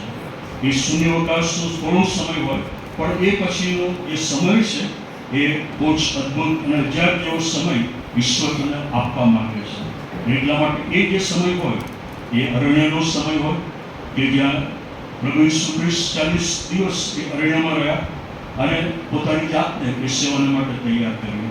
મૂસા પણ એ અરણ્યમાં રહ્યો અને ઈશ્વરે એને એ બહુ મોટી સેવાને માટે તૈયાર કર્યા. એ સમય હોય એ અરણ્યનો હોય કે શૂન્યાવકાશનો હોય, તો આપણે જે કરવાનું છે એ પ્રભુનો આભાર માનવાનો, એ પરિસ્થિતિ માટે કે સંજોગોને માટે, એ સમયમાં જે દુઃખમાંથી પસાર થાવ, કંઈક ગુમાવી દીધું હોય એ માટે પણ પ્રભુનો આભાર માનવાનો અને પછી પ્રભુનો આભાર માનવાનો કે પ્રભુ આ સમય જેમાંથી પસાર થાવ છો એ છેલ્લું નથી, પણ એના પછી બહુ અદ્ભુત અને અજાયબ એવો સમય તમે અમને આપવાના છો, એ માટે તમારો આભાર માનું છું. અને પછી બીજી બાબત જે કરવાની છે એ પ્રભુને પ્રાર્થના કરવાની કે પ્રભુ આ સમયમાં તમે મને તૈયાર કરો, આ સમયમાં મારી લાગણીઓ પર કાબુ રાખો, મારા શબ્દો પર કાબુ રાખો, મારી જાતને તમે તૈયાર કરો કે જેથી આ સમયમાંથી જ્યારે તમે મને બહાર લાવશો ત્યારે એ સમય જે અદ્ભુત અને અજાયબ જેવો હશે, જે ચમત્કારો તમે કરવાના હશો, એ બધું હું સ્વીકારી શકું, એનો આનંદ માણી શકું અને એનો ઉપયોગ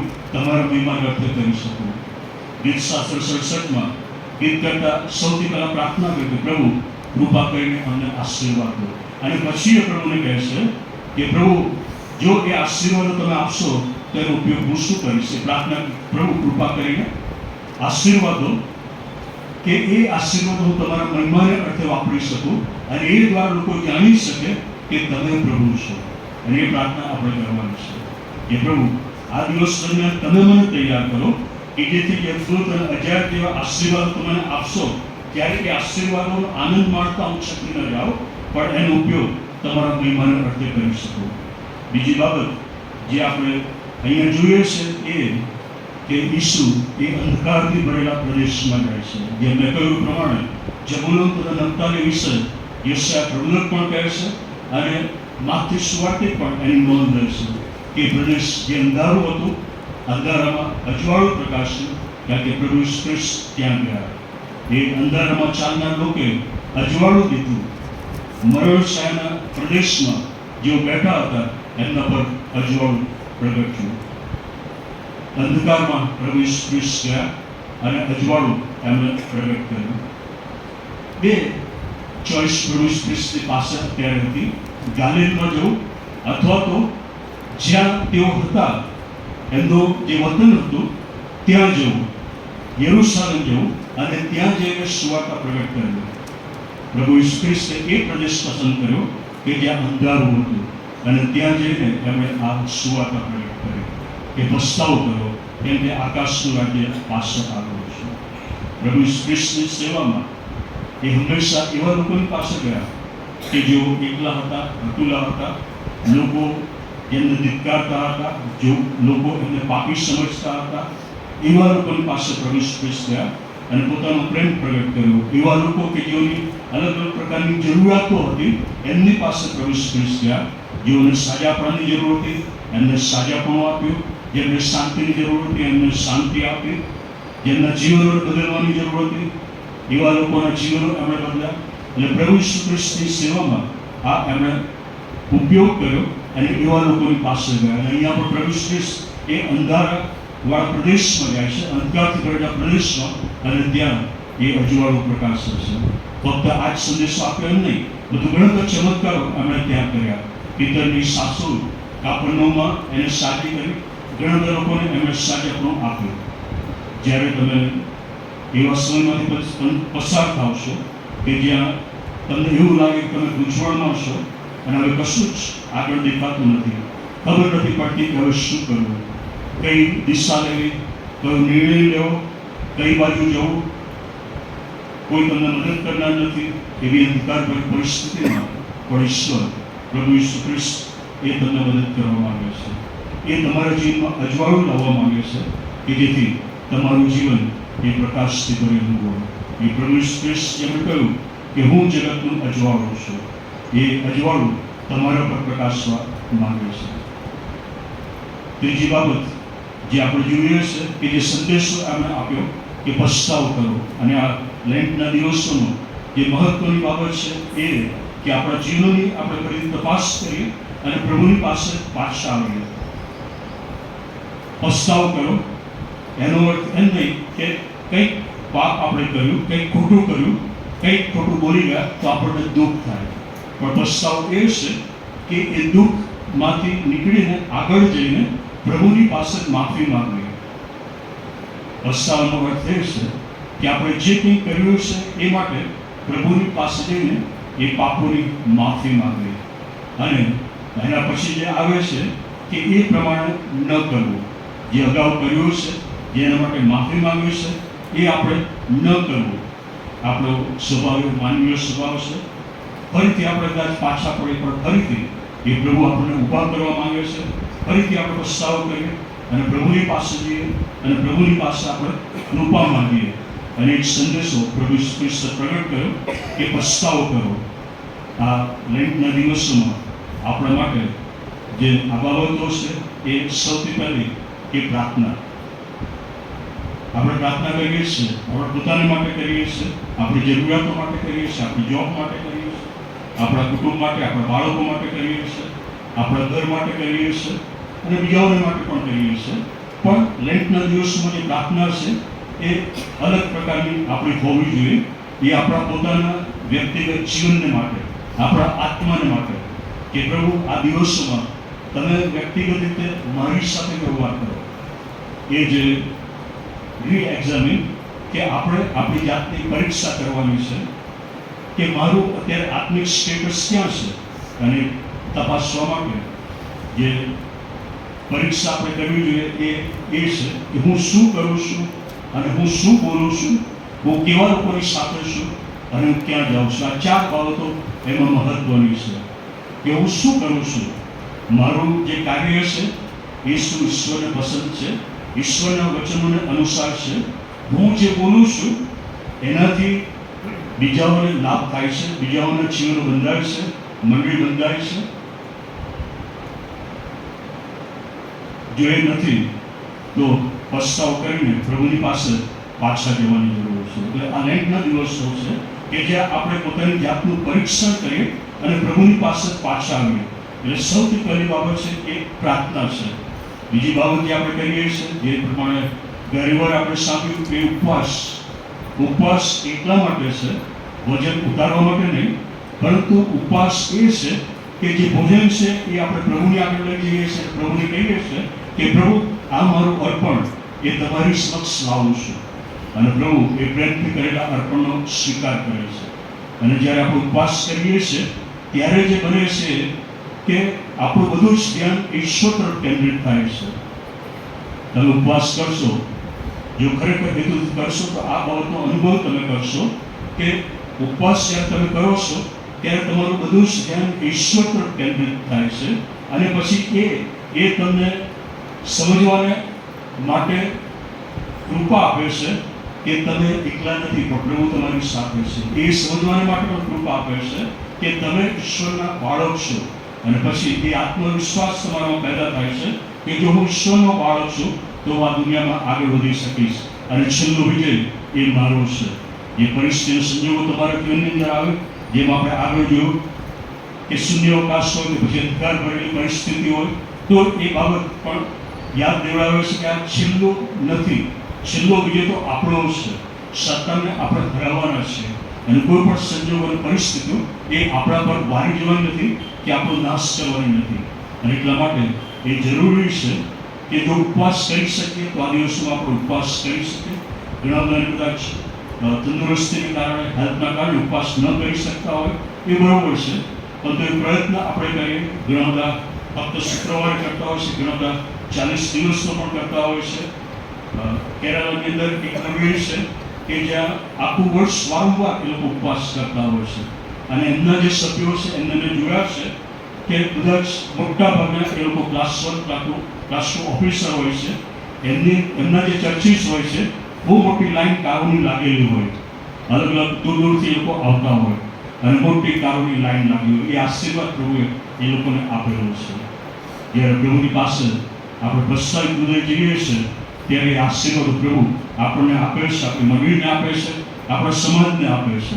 અને એટલા માટે મંડળી તરીકે પણ આપણે આત્મતપાસ આ 40 દિવસોમાં કરવાની જરૂર છે કે મંડળી તરીકે આપણે ક્યાં છીએ, એ મંડળીમાં આપણે શું કરીએ છીએ, એ મંડળીને મજબૂત બનાવવા માટેનો મારો પ્રયત્ન શું છે, હું એ મંડળીને મજબૂત બનાવવા માટે વ્યક્તિગત રીતે શું કરું છું.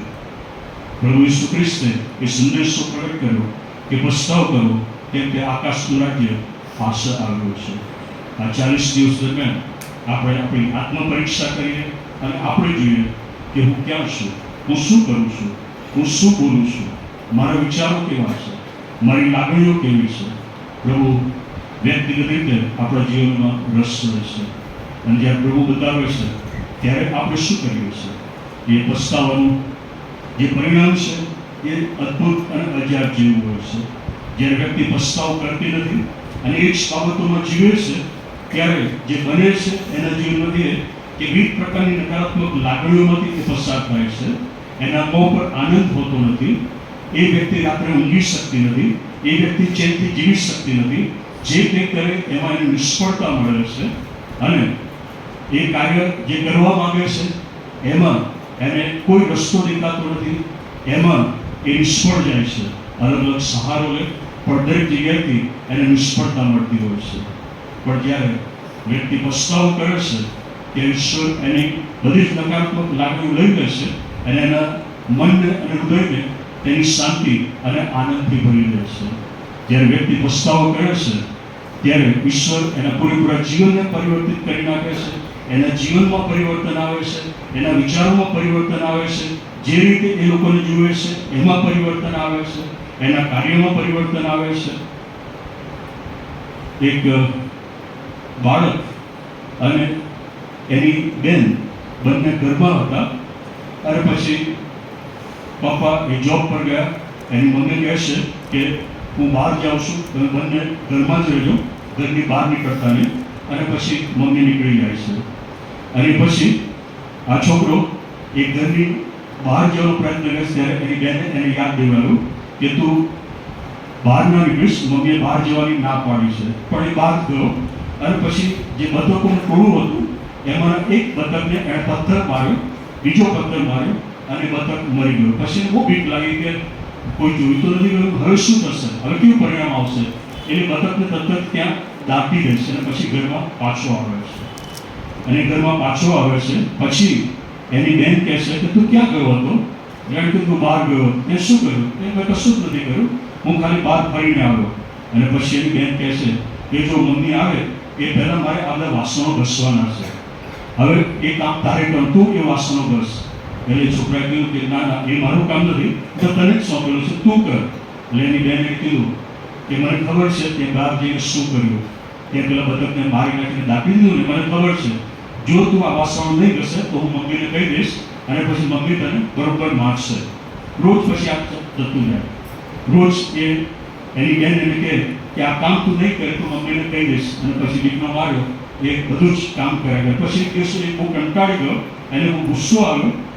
જ્યારે એની બેન એની પાસે આવીને એણે કહ્યું કે આ ઘર તું સાફ કરી દે, નહીં તો હું મમ્મીને કહી દઈશ. એણે એક છોકરાએ કીધું કે હવે હું આ બધા કંટાળી ગયો છું, હું કામ કરવાનું નથી. એણે કીધું હું મમ્મીની પાસે જઈશ અને કહી દઈશ. એટલે છોકરાએ કહ્યું ચાલ મમ્મી પાસે તો કે. અને પછી બંને મમ્મીની પાસે ગયા અને છોકરાએ એ બેન બોલે એ પહેલાં જ એની મમ્મીને કીધું કે મમ્મી તે દિવસે તમે મને બહાર જવાની ના પાડી હતી, હું બહાર ગયો, તમારી આજ્ઞાને પાલન મેં ન કર્યું, એ માટે મને માફ કરો. હું બહાર ગયો અને બતકના ટોળાને જોયું, એક બતકને પથ્થર માર્યો, બીજો પથ્થર માર્યો, એ મરી ગયો અને મેં પછી એને તાપી દીધું, તમે મને માફ કરો. અને મમ્મીએ એને માફ કર્યો. અને પછી એના પ્રશ્નનો અંત ત્યાં આવી ગયો, કારણ કે એણે પસ્તાવો કર્યો. હવે પછી એની બેન એના પર જોર જુલમ કરતી નહોતી. એ પછી એની બેનને કહી શકતી નહોતી કે હવે તું આ કામ કર, મમ્મીને કહી દઈશ. એકવાર એણે એની મમ્મીને કહી દીધું, પસ્તાવો કર્યો અને એનું જીવન એ આનંદથી ભરાઈ ગયું. એની પરિસ્થિતિમાં બદલાવ આવી ગયો. અને આજ જ્યારે આપણે ઈશ્વરની પાસે જઈએ છીએ ત્યારે બને છે કે જ્યારે આપણે પ્રભુની પાસે જઈએ છીએ, આપણા પાપોનો પસ્તાવો કરીએ છીએ, ત્યારે પ્રભુ આપણા જીવનને સંપૂર્ણપણે બદલી નાખે છે. પ્રભુ આપણા ભૂતકાળને જોતો નથી, પ્રભુ આપણા વર્તમાનમાં કાર્ય કરે છે, આપણા ભવિષ્યને બધું સમૃદ્ધ બનાવે છે. ભૂતકાળને ભૂલી જવું અને આગળ જવું, એ જ બાબત પાઉલ એ ફિલિપીઓની મંડળીને લખે છે અને કહે છે કે પાછળનું ભૂલી જઈને હું આગળની તરફ ધસું છું, પ્રભુ ઈસુ ખ્રિસ્ત મારું ઇનામ છે, એની તરફ હું જાઉં છું. પસ્તાવો એ હંમેશા આનંદ લાવે છે, શાંતિ લાવે છે, ઈશ્વરના આશીર્વાદો લાવે છે અને સ્વર્ગીય રાજ્યના આપણને ભાગીદાર બનાવે છે. આજે 5મો દિવસ લંચનો છે, ત્યારે આપણી પરિસ્થિતિ કેવી છે? એવા કોઈ સંજોગોની પરિસ્થિતિને કારણે શૂન્યાવકાશ તમારા જીવન અંદર પેદા થયો છે? એ બધાને કારણે અંધકારની પરિસ્થિતિ તમારા જીવનની અંદર છે? પ્રભુ ખ્રિસ્ત કહે છે કે હું જગતનો અજવાળો છું, હું તમારો મિત્ર છું, હું તમારો પ્રભુ છું, હું તમારી પરિસ્થિતિને બદલી શકું છું, હું તમારા જીવનમાં પ્રકાશ લાવી શકું છું. અને પ્રભુ ખ્રિસ્ત આજે પણ આપણને કહે છે કે પસ્તાવ કરો, કેમ કે આકાશ રાતે જે પાસે આવ્યો છે. આપણી આંખો બંધ કરીએ, આપણા જીવનને આપણે તપાસીએ. જ્યારે પ્રભુના ઘરમાં તમે આવ્યા છો ત્યારે અત્યારે તમારી પરિસ્થિતિ કેવી છે?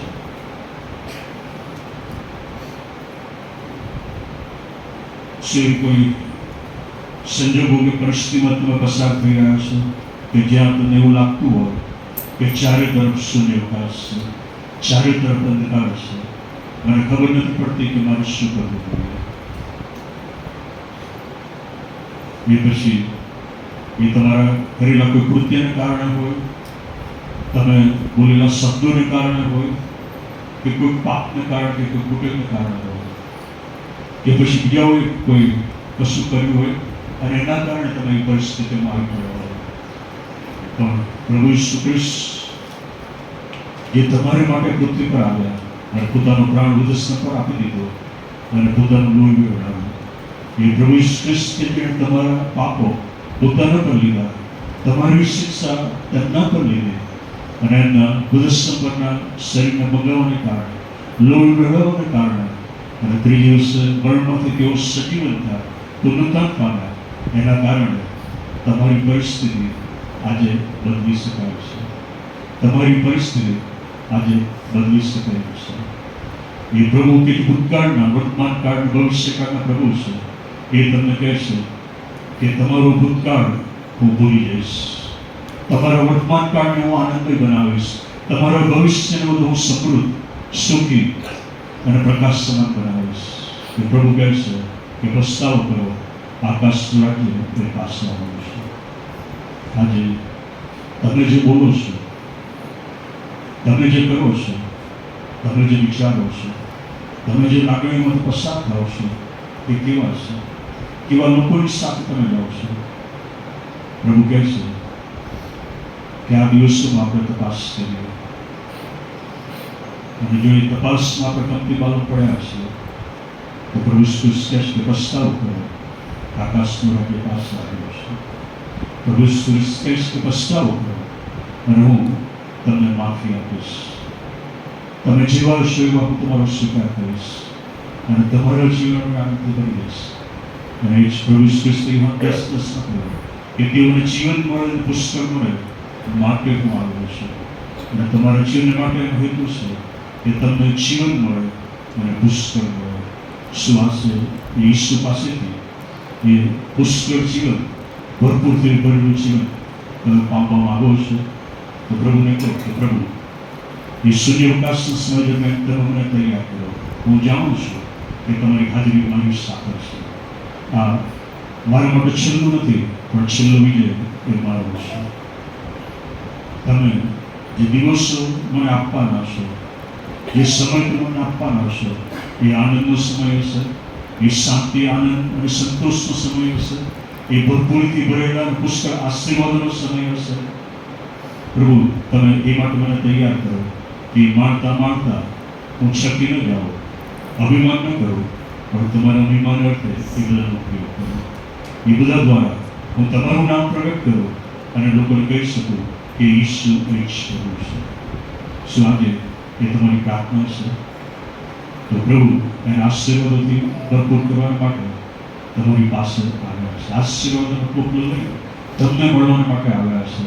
એ પ્રભુને તમે કહેશો કે પ્રભુ મારા જીવનમાં તમે આવો, મારા જીવનમાં કેન્દ્ર સ્થાન બિરાજો, મારા જીવન પર તમારો કાબુ અને અધિકાર કરો. પ્રભુજી અમે તમારો આભાર માનીએ છીએ આ તમારા વચનને માટે. તમારો આભાર માનીએ છીએ કે તમે અમારા પ્રભુ અને સ્વામી છો, અમારા તારણહાર છો.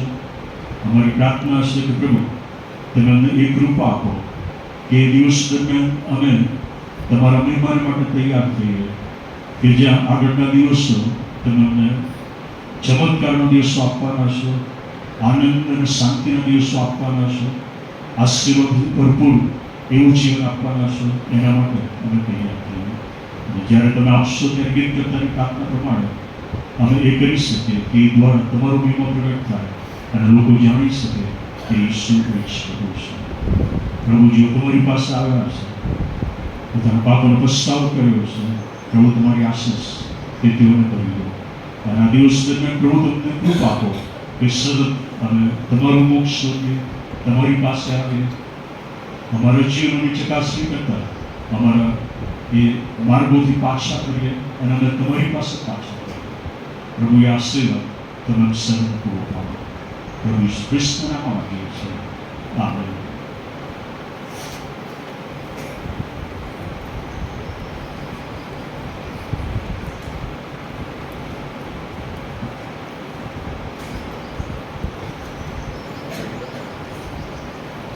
સુંદર વચન માટે પ્રભુનો આભાર માનીએ છીએ. સવારની સમાપ્તિ કરતા ભજન સંઘમાંથી ગીત નંબર 333 આપણે ગાઈશું. અને છેલ્લા શ્લોક દરમિયાન જેઓની બર્થડે યા મેરેજ એનિવર્સરી આવે છે તેઓ આગળ આવશો એવી વિનંતી છે. Thank you.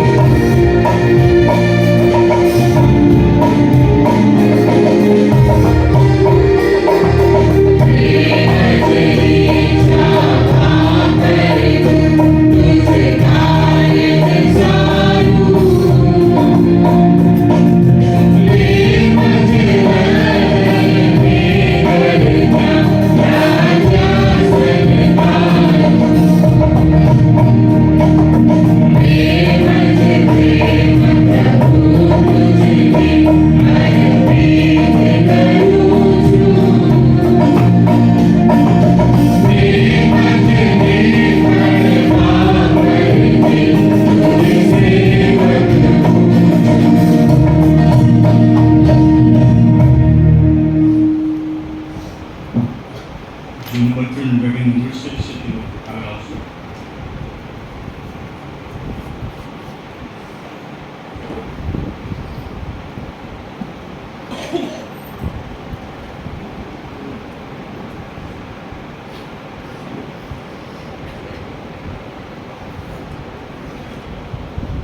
જેની બર્થડે એનિવર્સરી આવે છે તો જન્મદિવસની એનિવર્સરી આપણે શુભેચ્છા પાઠવીએ છીએ. આ વર્ષ પ્રભુ તેઓને શાંતિ અને આનંદનું વર્ષ આપે. પ્રભુ તેમની પુષ્કળ કાળજી સંભાળ લે, જીતનો આશીર્વાદથી ભરપૂર કરે અને તેમના જીવન દ્વારા પ્રભુનો મહિમા પ્રગટ થાય. જે વચન આપણે તેઓને આપીએ છીએ એ ગીતશાસ્ત્ર 37 અને 5મી કલમ, જેથી તું યહોવામાં આનંદ કરીશ અને તે તારા હૃદયની ઈચ્છા પૂરી પાડશે. તારા માર્ગો યહોવાને સોંપ, તેમના પર ભરોસો રાખ અને તે તને ફળીભૂત કરશે. પ્રાર્થના કરી.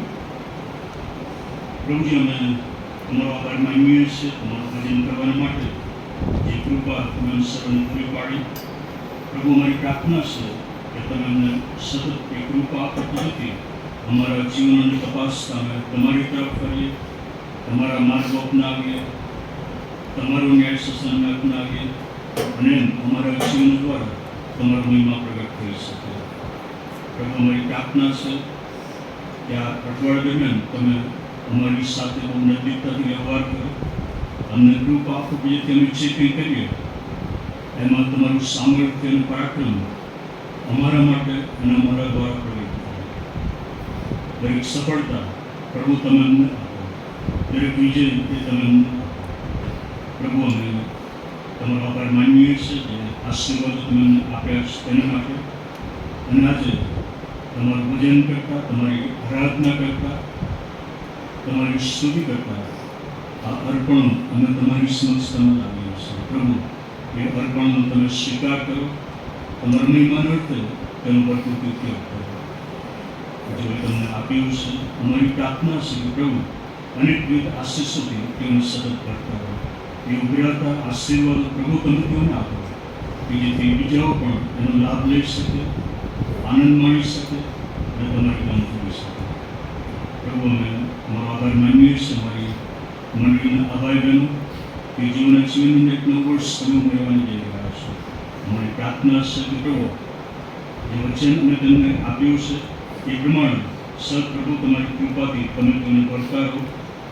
આ આખું વર્ષ તમારા પુષ્કળ આશીર્વાદો અને ચમત્કારનો અનુભવ કરે, તમારી શાંતિ અનુભવ કરે અને કહી શકે કે ઈશ્વરે અમારા માટે કહ્યું છે અને અમારી દ્રષ્ટિમાં એ આશ્ચર્ય છે. પ્રભુ ઈસુ ખ્રિસ્તના નામમાં કહીએ છીએ. આમેન.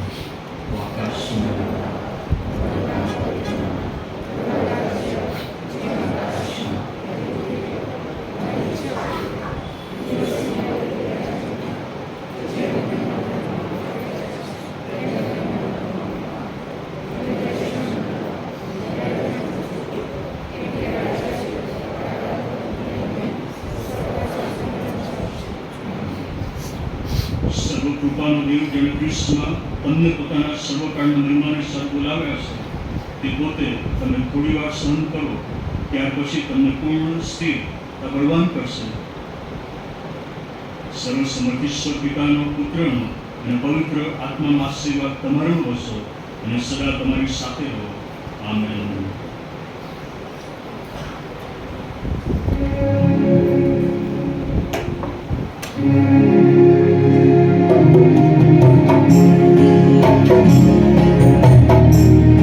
Thank you.